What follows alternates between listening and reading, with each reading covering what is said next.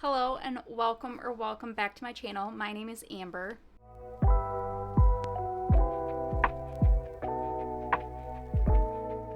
Today we are talking about all of the books that I finished in October and then our November TBR. So we're just gonna get right on into it. So the first book that I finished in October was A Doy of Blood by S.T. Gibson. This one is like pretty much in like letter format of Dracula's first wife. And I gave this 3 stars. I didn't love it, but I didn't hate it. I would definitely recommend this book to people who are looking for kind of like a tragic love story, including vampires. I thought it was really good for this season. The biggest thing, there are quite a bit of triggers that you need to look up. There's a lot of physical and emotional abuse in this, mainly emotional abuse. Overall, it just wasn't really like my style of book, but would still recommend. So 3 stars for that. The next book that I read was on my Kindle, and it was A Study in Drowning by Ava Reed. Again, I gave this 3.5 stars, but thinking back on it, I don't know if I would really give it that. I'd give it more of like a 3 or 3.25. Like, again, I didn't dislike the book. Like, nothing in it really stuck with me. I didn't really care for the main female character. I didn't like her, didn't dislike her. She was just kind of there. And I liked the main male character. I feel like he kind of saved the story and made me stay kind of interested, but it was one of those books where I didn't really feel the urge to pick it up. I was reading it for the sake of reading it, and it was to the point where when I was doing like I don't remember what video I was doing, but I was doing like a reading vlog style video, and I was reading it during that. And at one point, I called the main love interest in this book by the wrong name. I called him from Divine Rivals. So if that says anything about how invested I was in that book while I was reading it, it's just one of those books where like I would recommend it to other people because I can definitely see why people would love the book. It just wasn't something that stuck out to me. It had a good plot, and it had some good like twists in there that I wasn't expecting. Like, the ending definitely got me, and I would say that the ending also is what saved the book because I didn't really guess what was going to happen. There were like a couple clues here and there, but nothing to really give me like a solid, that's how this book is going to end. So I did enjoy it for that purpose. Next up, we have Carval by Stephanie Garber, which is the first book in the Carval trilogy, which this takes place in the same world as Once Upon a Broken Heart. But this one, you are following Scarlett and Donatella. And since they were little, she has wanted to take place in Carval, which is like this carnival game style where when you're there, you have to like complete whatever the task is first, and then you get a wish. And so she ends up finally getting this letter back with an invitation. So she wants to go, but their dad won't. She knows that their dad won't let them. So they end up getting there with the help of a sailor, and he ends up taking them to this, and Donatella ends up being kidnapped by the guy who runs the whole thing, which is legendary. Nobody knows who he is. So the person to find Donatella first ends up being the winner, and she's told at the beginning that everything that happens in Carval is just a elaborate performance. None of it's real. Don't get too swept away in the game. But she has to find her sister before the 5 nights is up, or else it's going to set off a chain of events that will leave her sister being gone forever. So I gave this 4.75 stars. I am absolutely in love with this world. I know that this one this series kind of has like a hit or miss. Some people like it, some people don't. I personally really loved it. I love Stephanie Garber's writing. I love how immersive she makes the worlds, how magical she makes them feel. It's just overall, I'm obsessed. I'm currently reading the second one.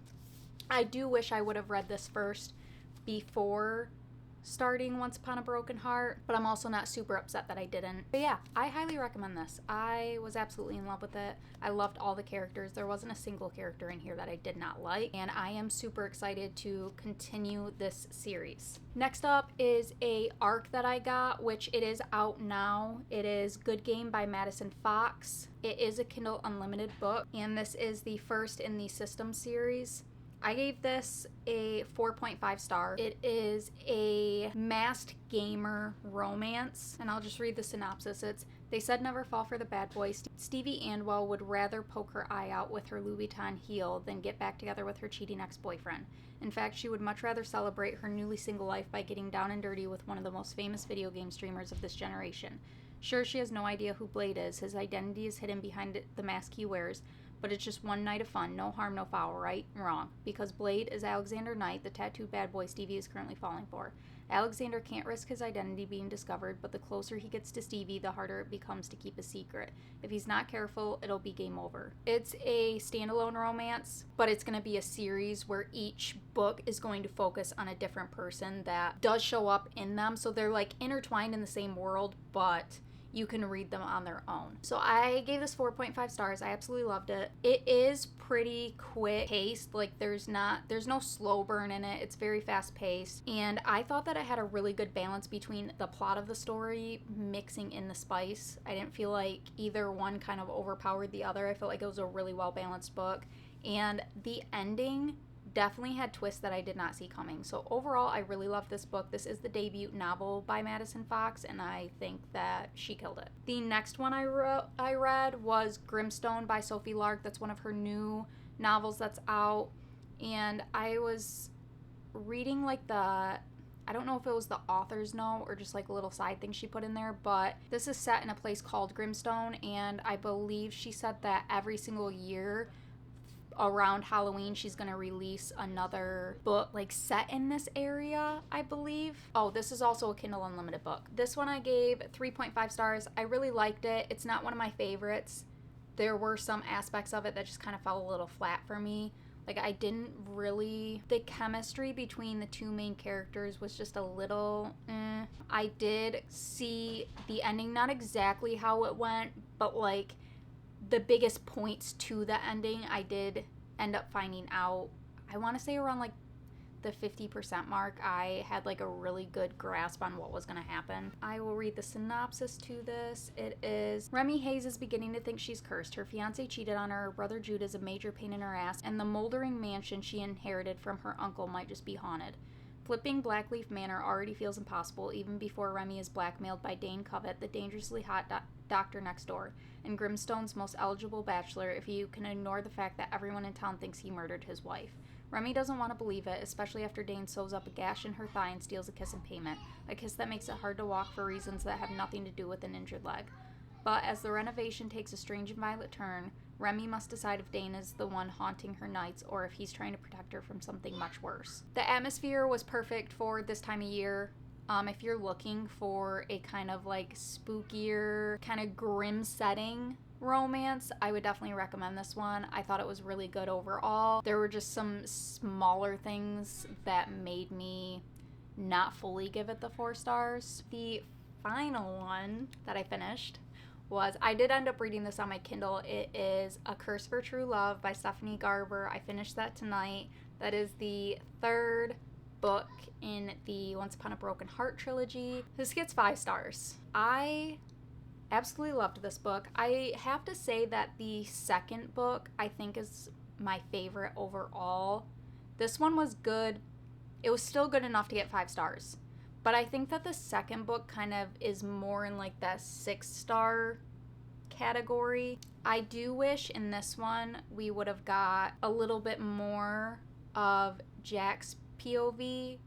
You get a little bit of it, but I definitely think that I would have liked it more if there would have been more of him.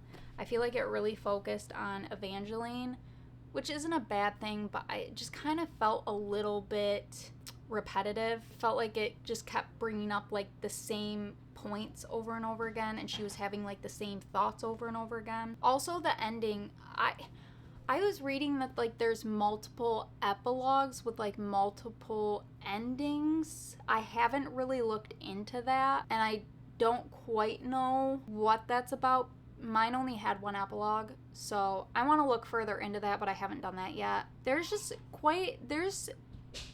I feel like the book could have been longer, and I would have been completely happy with that. There were definitely some, like, more key things that I felt were kind of left with, like, no closure. There's questions that I still have. I don't want to give anything away, so I'm trying, like, really hard to figure out how to say what I want without giving anything away, especially for people who haven't even started the series. But, like, there's a major thing, like, I don't want to say trait, I don't know what you'd call it. There's, like, a major thing that is brought up with Jax a lot that he, like, he always has with him, and it still doesn't get answered at the end.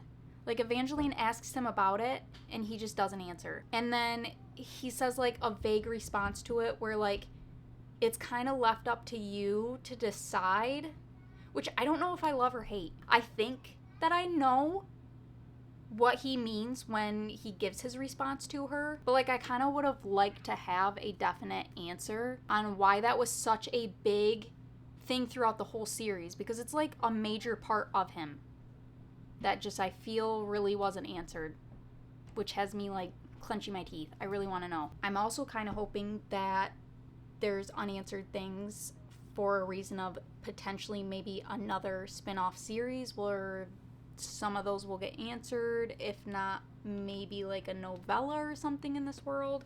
I don't know. Fingers crossed, I'm hoping. But overall, 5 stars for that book. I loved it. Highly recommend that series if you have not picked it up, because it's perfection. Absolute perfection. Now, on to my November TBR.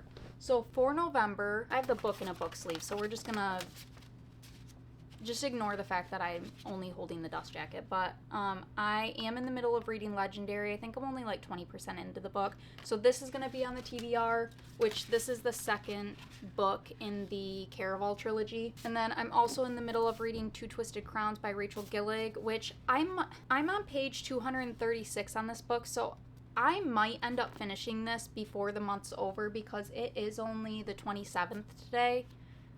So I still have tomorrow, Sunday, Monday, and Tuesday. Tuesday, I don't really think I'll get any reading done, but I still have 3 days.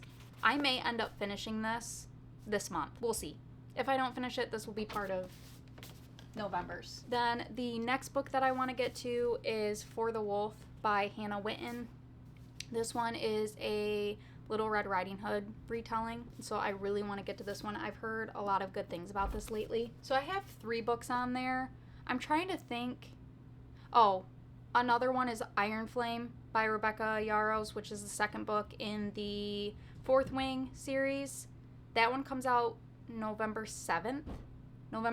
So I, of course, will be reading that. I think I'm going to pick 3 from the TBR jar, because I don't fully know what I want to read this month. Those are just like the immediate ones. I don't know if I'll really go straight into finale after I finish Legendary, so that one's like up in the air. I don't really know if I'm going to end up reading that.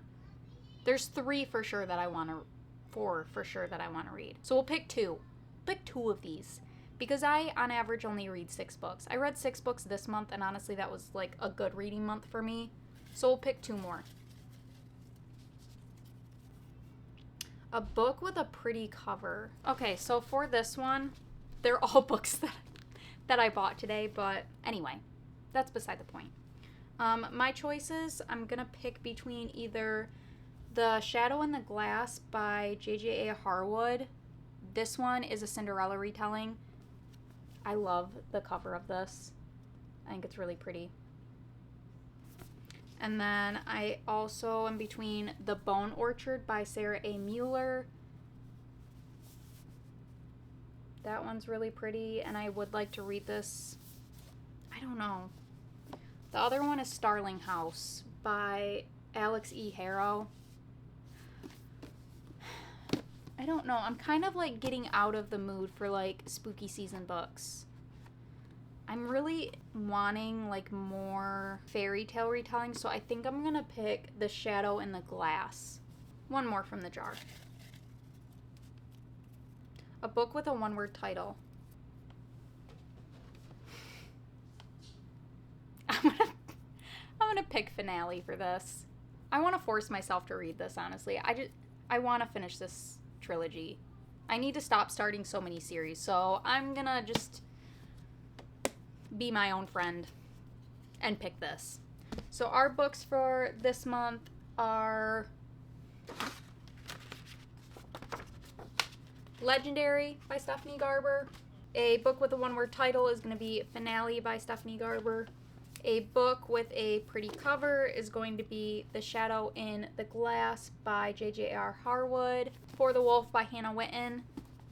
Then it's Iron Flame by Rebecca Yarros. We're going to pick one more. I'm having a brain fart.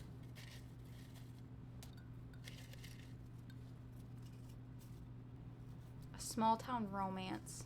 I'm going to pick The Last Letter by Rebecca Yarros. I'm pretty sure that this is a small town. I'm not positive. I could be wrong. But I'm pretty sure it is. So we're going to pick this one. Anyway, thank you guys so much for watching. If you made it this far, please leave a thumbs up. And I hope to see you in the next one.